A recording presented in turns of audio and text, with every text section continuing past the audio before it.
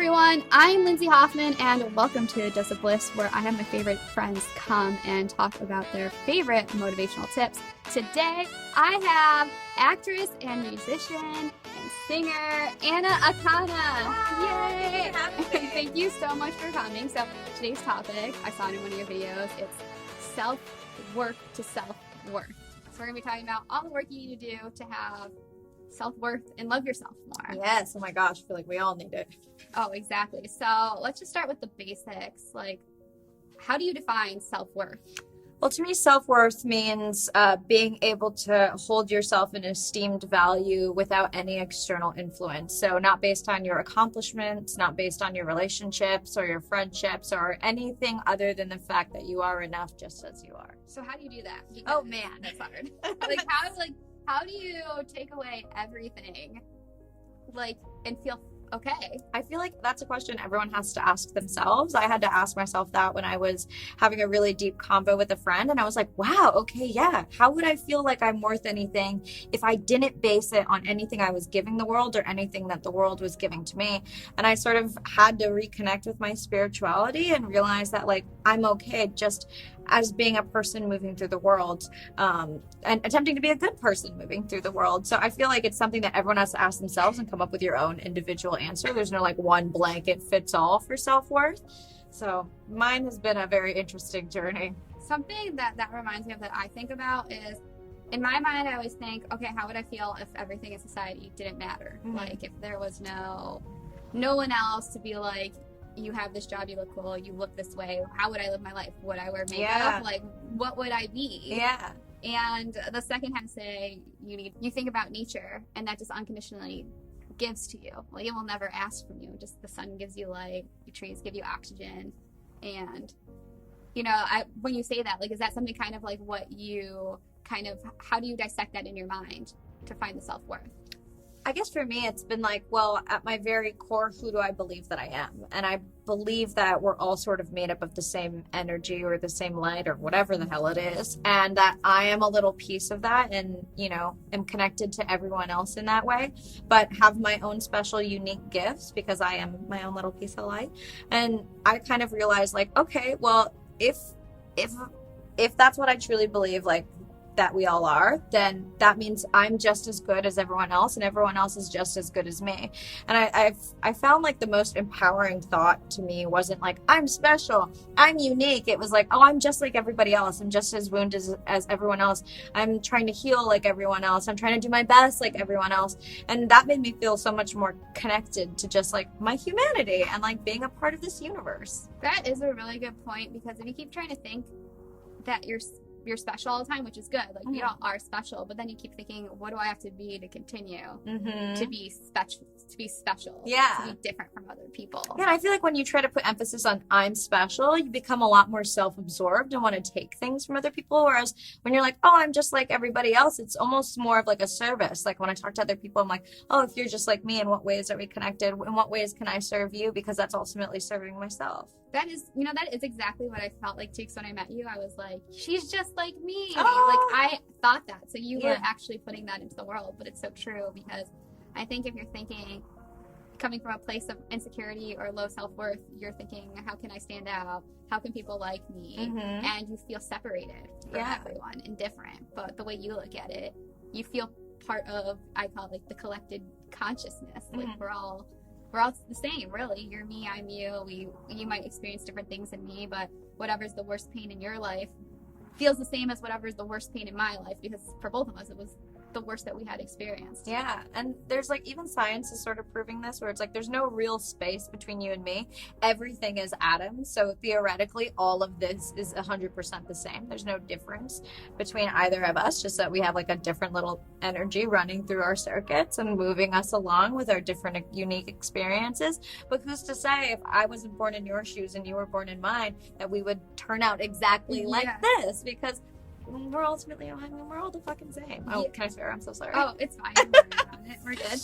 I like that point. It's really true, but we're all here to also help each other. And, I already feel it. Like, you're giving me like goosebumps of feeling connected. So I wanted to get into, what is like a false sense of self? Because you've talked about identifying your self-worth on your career. Yes. So can you go into that a little bit? Yeah, I feel like I was raised by Asian parents who are very much like hard work equals reward equals accomplishment equals status. And so I grew up being praised every time I achieved something. And I was like, oh, okay, people are proud of me, people love me, people adore me if I achieve. And so for a really long time, I based my entire identity on like, what is it that I can accomplish and what can I like conquer in this world versus coming from a place of service or love or security. I was very much built on achievement and career oriented. And so I kind of realized like, oh, that's not a good way to live. That's not a good way to exist. If the only reason I feel like I'm here is to work and to earn awards, it's like, it felt so disingenuous to like what a person really is. And I don't blame my parents because they came from a generation that had to just survive. Like to them, good parenting was putting a meal on the table consistently. To them, good parenting was like not being abusive alcoholics like their parents. Emotional attunement and connectivity and validating my feelings never occurred to them in any way, shape, or form because they had other concerns growing up. And I can't keep it all in my career, otherwise I will just be miserable. So what did you do to change? And also, how can people identify that point? Because some people don't realize that Yeah. they're finding value in what I call it shiny objects. Yeah.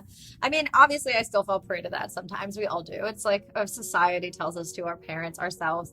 But for me, it was a lot of quiet contemplation, journaling, meditation, and really sitting with myself in silence and in nature and figuring out, okay, who am I without any of these things, without any of these shiny objects? If I knew I was going to die tomorrow, like what would I do differently? How would I define myself as? And trying to connect those two things, like who I really want to be and see myself as and who I am right now and meeting that in the middle. What were some of the things that you were redefining yourself as? I redefined myself as like a compassionate human being. That was really important to me.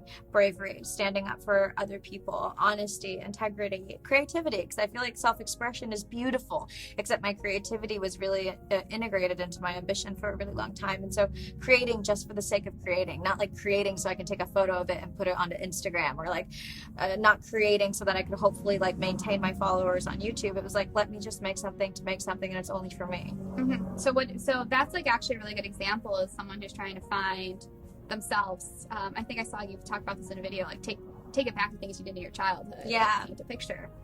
Whatever, take a dance class. Yeah. Are those some of the things you were doing? Yeah, I definitely was like, okay, well, if I was a kid again, or if I was just really bored. I feel like we're not bored anymore. We always have like mindless scrolling to keep us occupied. But back in the day when we grew up and we were bored, we learned how to do things, or we took different classes, or we explored and read. And like now I realize like, oh, so much of my time I just like fill myself with constant stimulation that I never have time to be bored and really explore my creativity. Yeah, and that's like a big thing about feeling good. I think Yeah. you feel that equilibrium, and that's where you realize that you do have more self-love for yourself than maybe you did. Yeah. And I had seen in one of your videos you had felt like you had come to the conclusion that you thought that you hated yourself at one point.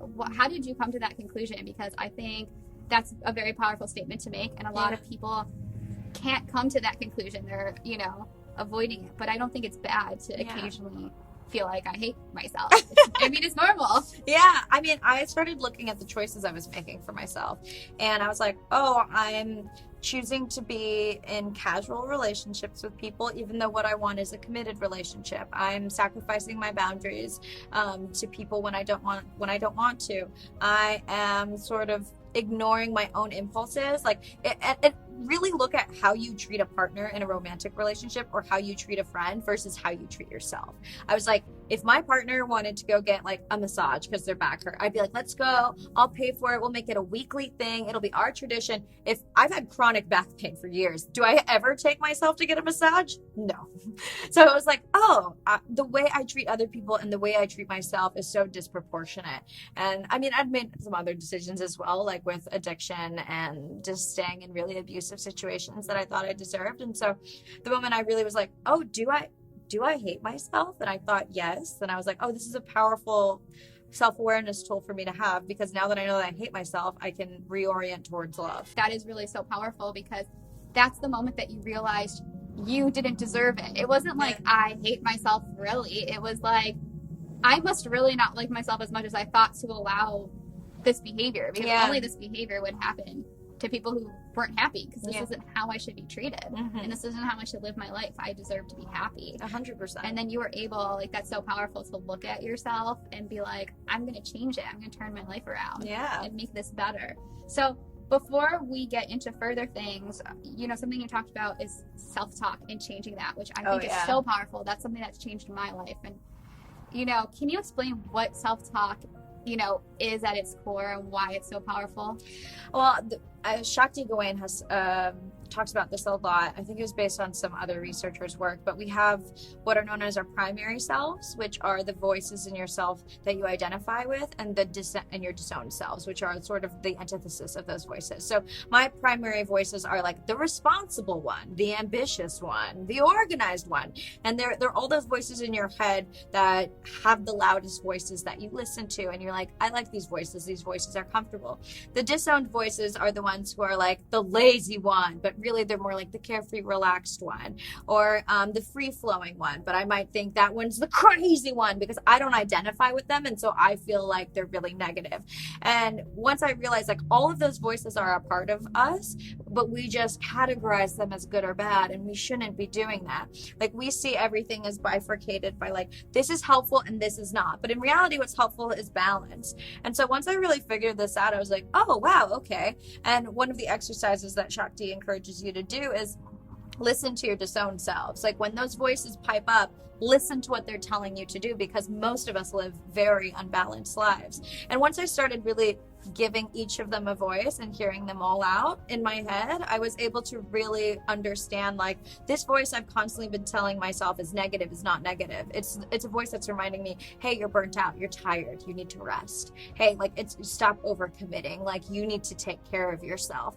And I was able to really reframe all the negative self-talk of myself that was like, you're stupid and everybody hates you and like you're never gonna make it, and da-da-da, to be like, okay, like, things take time and it's okay, and once in a while you need a break, and what's important is the process. Like, it's just all the lens through which you see that sort of talk. That literally reminds me of Inside Out, where the whole time she was afraid of being sad. And then at the end she realized she needed to be sad so that she could be happy and like be a better person. Like she was mad, like, oh, I'm joy, I'm the coolest. It's like, literally, I was envisioning, as you said, that Inside Out inside your mind. But that's a way, and I honestly I've watched Inside Out, but the way you explained it, it's really true. Instead of thinking it as telling you something bad, seeing it through a positive lens, which brings me to journaling, which is a great way to stop that self-talk and give yourself self-love. So what are your tips for journaling, and what do you do? Well, if someone isn't self-aware, I really recommend morning pages. I'll do morning pages once in a while. They're sort of created by Julia Cameron, who made The Artist's Way. And it's every morning you wake up and you do 3 full pages of longhand, just like stream of consciousness. You don't stop yourself. And at the end of the week, I'll read through it, and you'll be surprised at recurring themes. Like, I didn't realize, like, I woke up all the time during sleep until I read my morning pages. I was like, oh yeah, I forgot about that. Because I just would wake up in the morning and totally forget how often I jolted awake at night. And I was like, this is why I feel terrible, because I'm not getting good sleep. Or I would be complaining about the same problem over and over again. And then I would feel very annoyed with myself because I'm like, clearly this is bothering me, and yet I'm taking no action.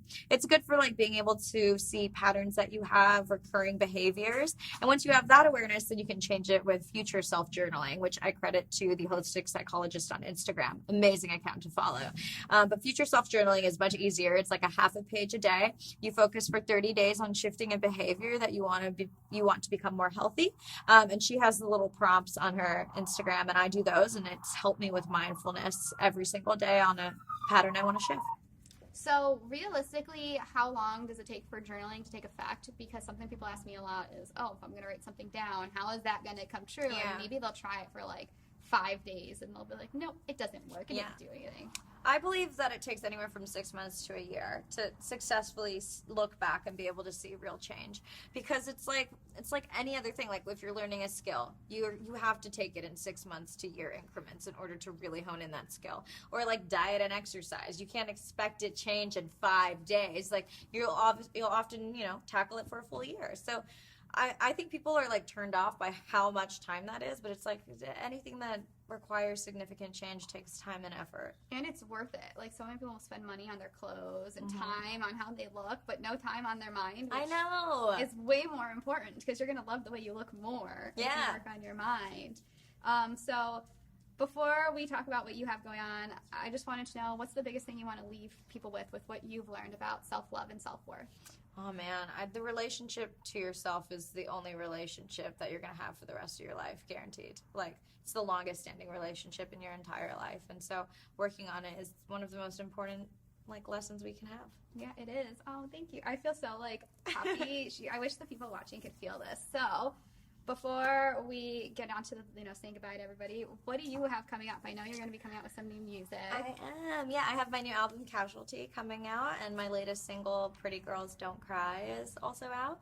So very excited for these. You're so talented. See, all Thank these you. things manifest when you have self-love and you write it down, and then you end up on Dose of Bliss and you tell you guys about it. So you guys, tell everybody where they can find you. Hi, I'm Anna Akana, and that's my handle on absolutely everything. ANNAAKANA. Go follow her. She has amazing sketches, music. She talks about motivation, advice, self.